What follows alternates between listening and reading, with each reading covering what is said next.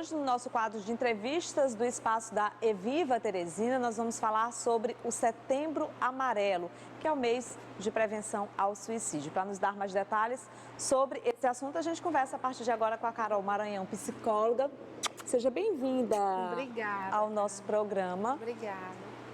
Para a gente falar de uma data que é tão importante, um mês tão importante, que é o Setembro Amarelo, mês de prevenção ao suicídio. Um mês muito importante, né? Muito, né? Muito importante. Eu digo que todos os meses deveriam carregar essa fitinha amarela. Sim. Acho que nós poderíamos estender essa ideia aí por mais meses ao longo do ano, né? Um mês que vai trabalhar a conscientização da prevenção ao suicídio, um mês de valorização da vida. E o que é o Setembro Amarelo, para as pessoas que estão nos assistindo agora poderem entender por que ele surgiu? O Setembro Amarelo ele surgiu de uma iniciativa de uma ONG de São Paulo, que é a CVV, que é o Centro de Valorização da Vida. Em parceria, ele juntou a ideia junto com os psiquiatras e o Conselho Federal de Medicina, e eles criaram o Setembro Amarelo a fim de prevenir o suicídio.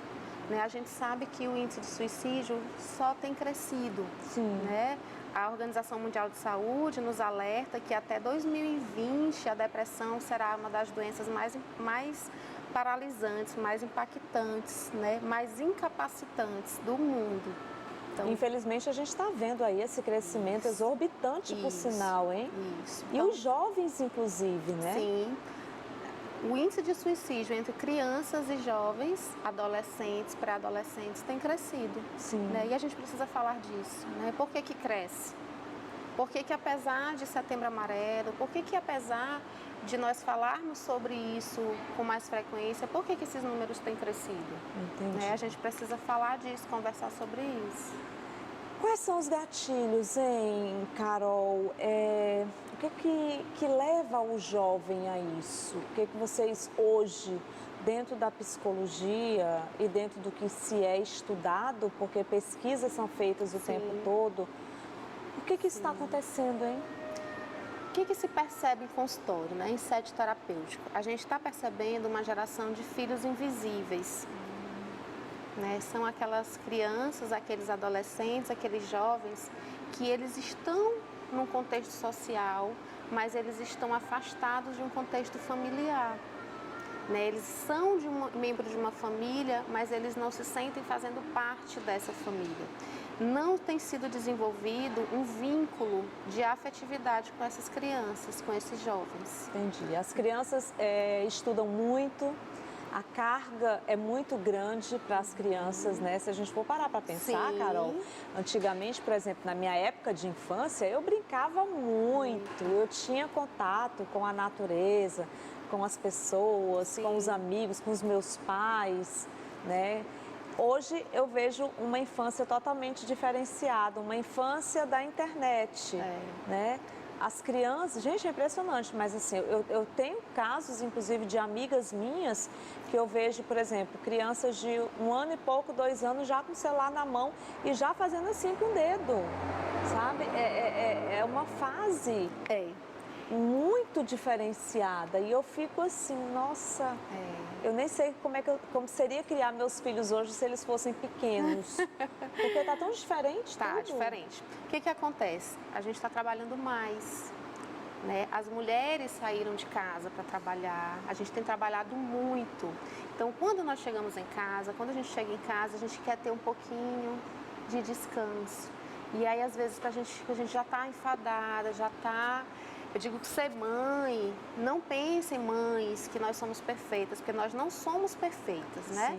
A sociedade, ela tenta nos encaixar num modelo de perfeição que isso é adoecedor também. Adoecedor também, sim, eu sei bem disso. Por isso que a maioria das mulheres, elas tentam mais suicídio. Os homens se matam mais, mas as mulheres tentam mais, porque a carga sobre nós, ela é um pouco maior. É muito intensa. É muito intensa. Então, muitas vezes, eu não culpo essas mães, não existe um gatilho específico. Existe um contexto social que vem passando por um processo de transformação e que a gente não está sabendo lidar com isso.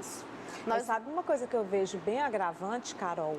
É que, por exemplo, antigamente as filhas contavam mais com o apoio das mães, no caso Sim. das avós. Sim. E o que está acontecendo muito nessa geração? Pelo menos eu estou percebendo isso. As mulheres, elas estão engravidando cada vez mais tarde. Sim. Né? Sim. A gente já tem um conceito diferenciado. Por exemplo, a minha filha tem 20 anos. Ela vira para mim e diz assim: ah, mãe, eu não penso em casar. E se eu for pensar em casar, eu acredito que seja depois dos 30, não sei. Se eu for querer ter filho... Então, assim, eu percebo que as mulheres estão engravidando muito depois dos 30, né? Dos 30 anos de idade. E aí, o que acontece? As avós estão envelhecendo, então elas já não estão com o mesmo pique da juventude para cuidar das crianças pequenas. E elas nem têm essas obrigações. E elas nem têm essas obrigações. Mas antigamente, por exemplo, elas ajudavam, o que eram mais seria auxiliadoras, de mim, né? se não fosse a minha mãe e se não fosse a minha sogra, por exemplo, que cuidou muito bem dos meus filhos. Então, assim, o que seria de mim sem elas? Sim. Eu acho que eu nem conseguiria, porque eu tinha que trabalhar e elas me ajudaram muito nesse processo. Mas, assim, hoje está meio que diferente. Por exemplo, se eu fosse engravidar hoje, eu sei que eu não teria a minha mãe como eu tive ela quando os meus filhos eram pequenos, porque ela envelheceu. Então, assim, é outro momento. A carga de responsabilidade é muito grande. E elas não têm mais essa condição, né? E nem mais a idade, a energia para isso. Mais energia, elas precisam já de cuidado. Chega uma E aí fase que elas precisam de cuidado. Acaba perdendo-se com isso também. Por quê? Porque aí as mamães têm que deixar com babá, com as creches. Né? Porque elas têm que voltar para o mercado. As crianças estão ficando muito mais tempo longe do contexto familiar e dentro das escolas, por exemplo, do que a convivência familiar. Por exemplo, é muito comum na fala de um adolescente, de uma criança, ele dizer assim: tia, mas eu não me encontro com os meus pais em casa. Tia, quando eu acordo, né, meu pai já saiu. Quando ele chega, eu já estou dormindo. Tia, a única coisa que eu queria era que meu pai me levasse na escola. Meu pai nunca foi na escola me deixar, os meus amigos não conhecem meu pai, minha mãe. Existe hoje muitas babás que estão fazendo esse papel, inclusive nas reuniões escolares. Os pais trabalham tanto e eu não quero que você que esteja assistindo olhe isso com um olhar de julgamento. Não, isso é movimento de amor. Eles querem o melhor para os filhos. Isso é movimento de amor. Um movimento de amor que você faz para querer oferecer para o seu filho o melhor, o que você não teve às vezes. E o alerta que eu faço para os pais é: não tente dar tudo o que você não teve, né, de coisas materiais. Se lembre que criança, adolescente eles precisam de pouco, eles precisam de carinho, de presença, de atenção. Você me perguntou quais são os gatilhos. Digo que os principais gatilhos é a desconstrução desse vínculo de afetividade, né? Eu amo meu filho, eu trabalho pelo meu filho, eu estou pegando plantões e plantões, eu preciso fazer hora extra pelo meu filho.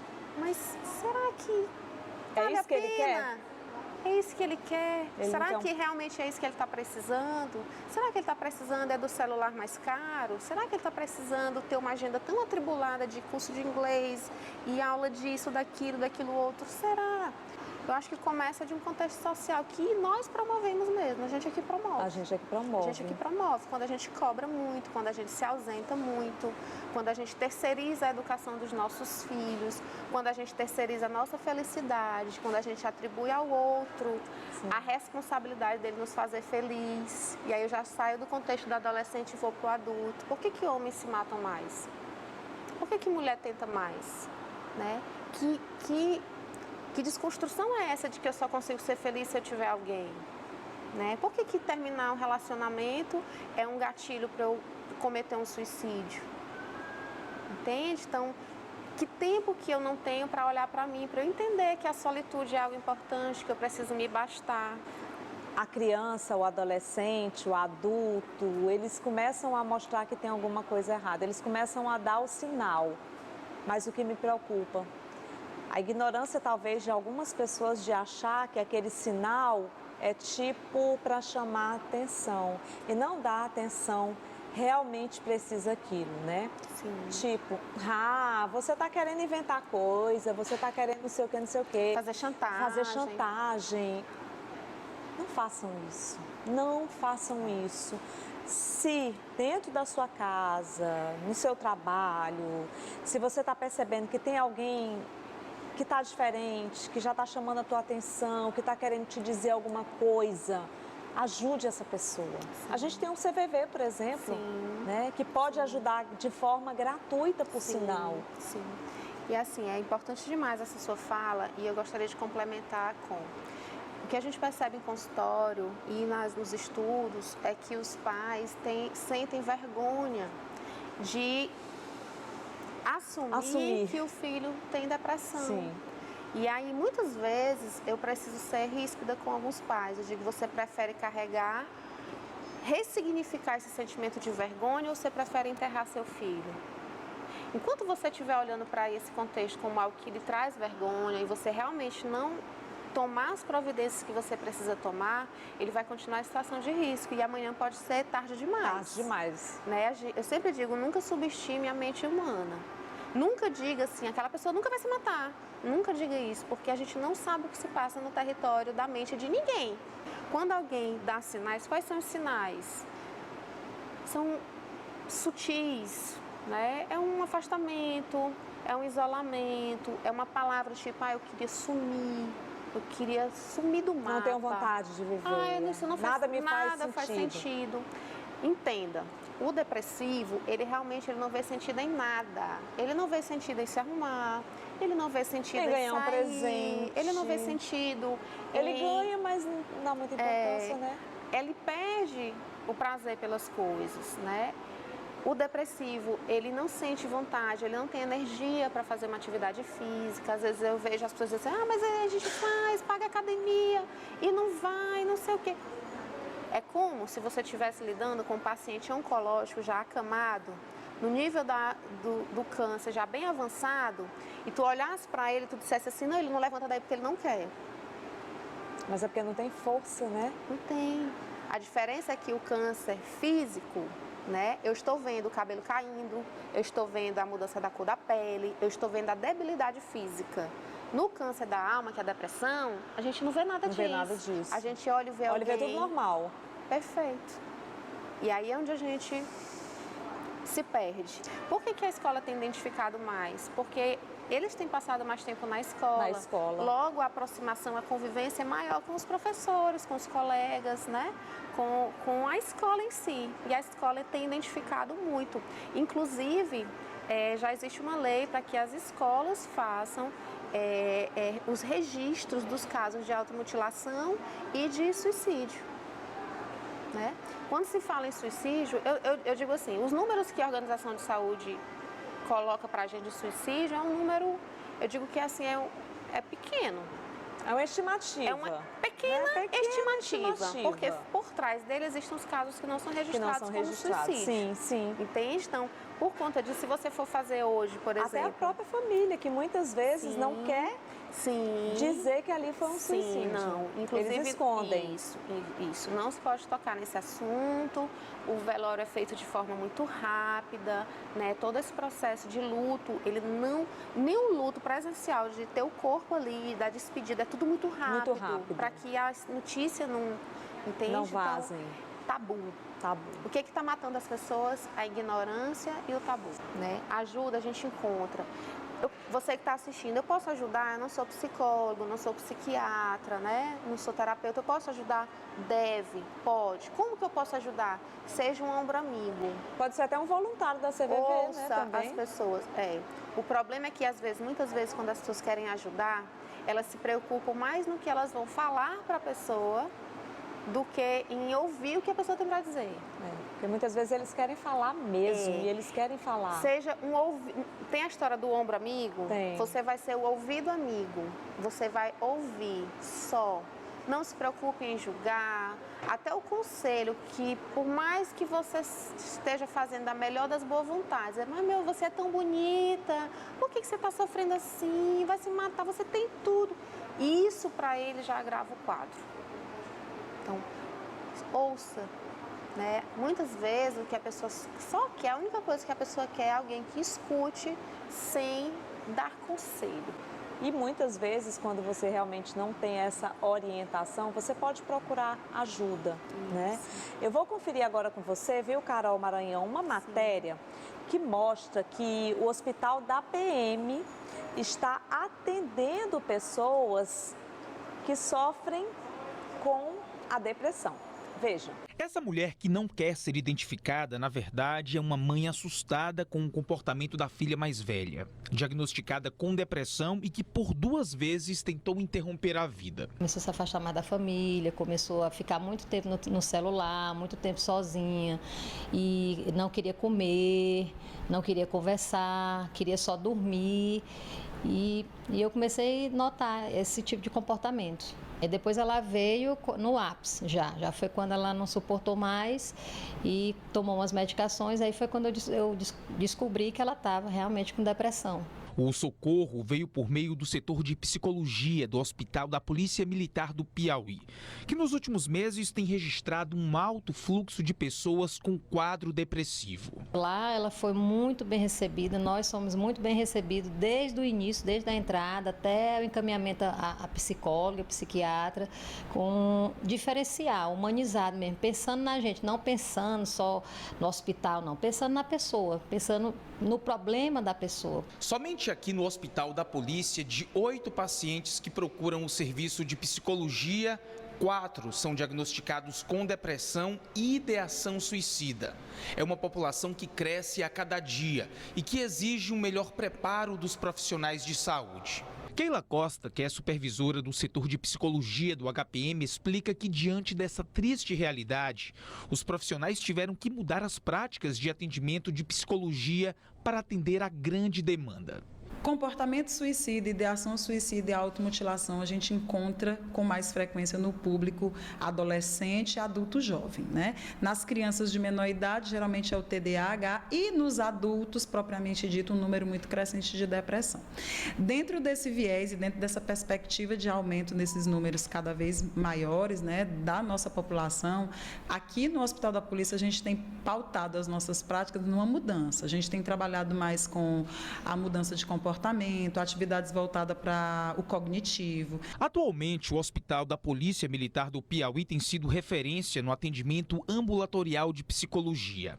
Aos sábados são disponibilizadas sessões com psicólogos para ajudar a quebrar a fila de espera do sistema de regulação de consultas por meio do SUS. O usuário precisa continuar indo no portinho, tira a consulta, vai para o HPM, marca o dia com o médico, o dia e o horário e é consultado por nossos profissionais de psicologia. Precisamos ter cuidado, porque a depressão é uma doença silenciosa, então precisamos estar atento a cada detalhe do seu filho, do seu colega, dentro do próprio trabalho. Os psicólogos que atuam na unidade também prestam atendimento psicológico a pacientes já internados.